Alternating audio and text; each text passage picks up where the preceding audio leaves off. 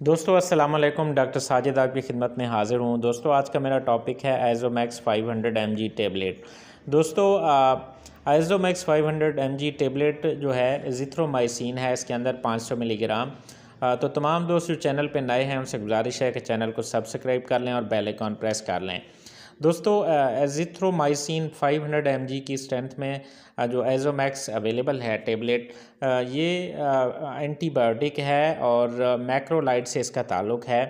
तो ये एक बेहतरीन एंटीबायोटिक है। इसकी जो इंडिकेशंस हैं स्पेशली जो हैं अपर रेस्पिरेटरी ट्रैक्ट इन्फेक्शन और लोअर रेस्पिरेटरी ट्रैक्ट में भी इफ़ेक्टिव है, लेकिन अपर रेस्पिरेटरी ट्रैक्ट इन्फेक्शन हो गया जो कि गला ख़राब हो, अगर फेरेंजाइटिस हो, टॉन्सिलाइटिस हो, तो इसमें जो है इसके बहुत अच्छे रिज़ल्ट हैं और इसकी डोज़ कन्वीनियंट है।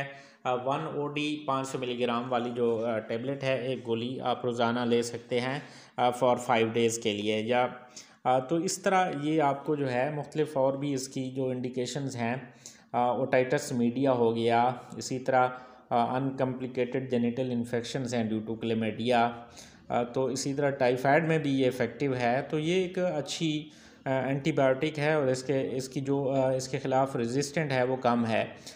तो आप इसको जो है मुख्तलिफ जो इन्फेक्शंस हैं उनमें इस्तेमाल हो सकती है।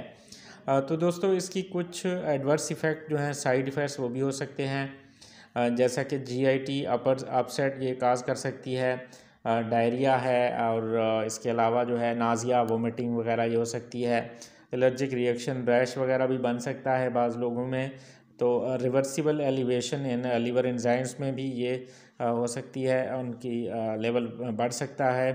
तो इसी तरह जो है कोलिस्टेटिक जॉन्डिस भी काज कर सकता है। तो आप लोगों को वीडियो अच्छी लगी हो तो लाइक, कमेंट और शेयर करना ना भूलिएगा। शुक्रिया।